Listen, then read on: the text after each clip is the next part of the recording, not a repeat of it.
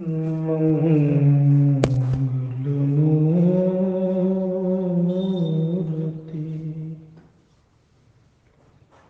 सतगुरु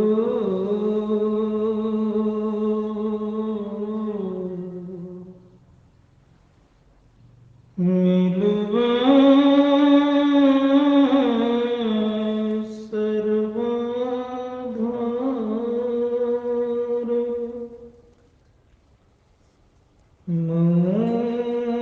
मंगलमया मंगल करना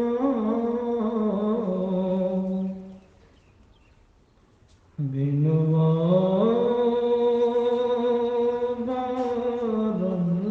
बारंबार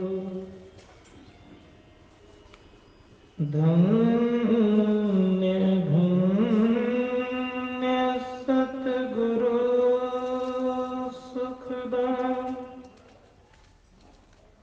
महिमा कहीं न जाए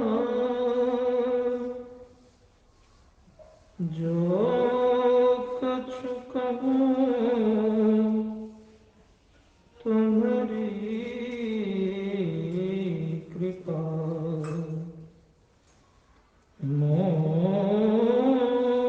मोते कछु न जाए। बोलिए प्रेम से श्री सद्गुरु महाराज की जय।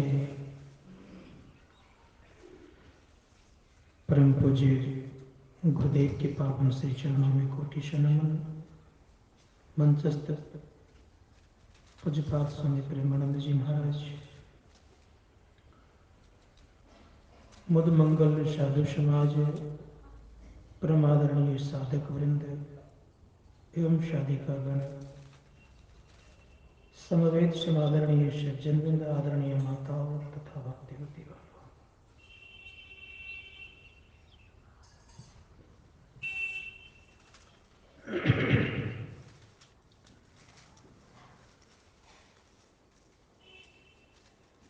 एक भक्त था, गणेश जी की पूजा करते थे।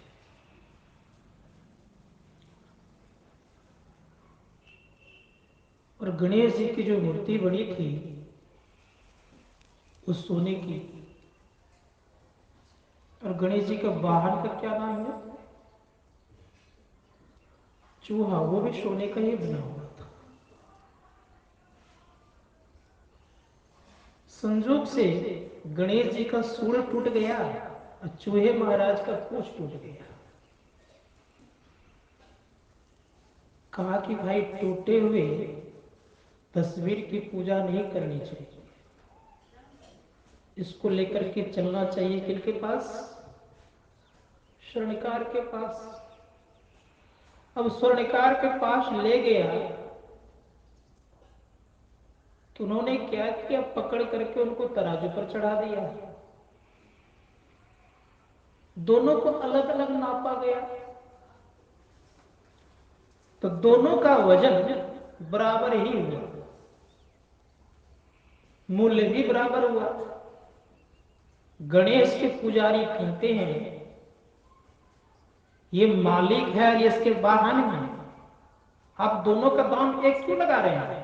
इसका दाम ज्यादा होना चाहिए, इसका कम होना चाहिए।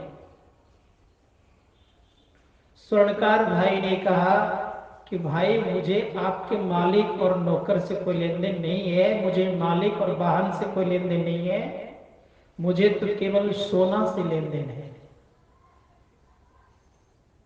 कौन भगवान है और कौन वाहन है इसका मुझे पता नहीं, मुझे केवल लेन देन किससे है? सोना से। संत महात्मा गण कहते कि ठीक उसी प्रकार से सोनो बिच गहनो है कि गहनो बिच सोनो है। क्या है? गहना अगर मिच देंगे, तोड़ देंगे, क्या होगा वो? संत लोग कहते ठीक इसी प्रकार से हम आपके शरीर में वह परमपिता परमात्मा है। अंतर कितना है? जैसे ये छत देख रहे हैं, इसके नीचे एक आप सुंदर सा घड़ा रख दीजिए आप। तो उस घड़ा में जो आकाश है उसको घटाकाश कहेंगे। उसके भीतर एक छोटा सा और घड़ा रख दीजिए आप। छोटे घड़े को अगर बड़े घड़े से मिलाना हो, छोटे घड़े के आकाश को बड़े घड़े के आकाश में मिलाना हो तो क्या करना पड़ेगा? छोटे वाला को फोड़ना पड़ेगा। अगर मुझे इस आकाश से, अर्थात इसको मठ बोलते हैं, मठ आकाश कहते हैं, इस आकाश से अगर मुझे बड़े घड़ा को मिलाना हो तो क्या करना पड़ेगा? बड़े घड़े के आकाश में क्या करना पड़ेगा? बड़े घड़ा को फोड़ना होगा। अब रही बात यह कि मठ के आकाश को अगर महदाकाश से मिलाना हो तो छत को हटा देंगे तो महदाकाश में मिल जाएगा। संत लोग कहते ठीक ऐसा ही काम करना है। भगवान भगवान की बात करते हैं, हम लोग अंदर में आत्मा है और उधर लग गया है परम। अब परम जोड़ आत्मा तो क्या हो जाएगा? परमात्मा। जैसे घड़ा फूटा, आपका ये घटाकाश फूट गया, महदाकाश मिल गया, सारे आकाश एक हो गए। उसी प्रकार से हम आपके अंदर में जितने भी आवरण हैं सब आवरण उतर जाएंगे तो आप क्या हो जाएंगे?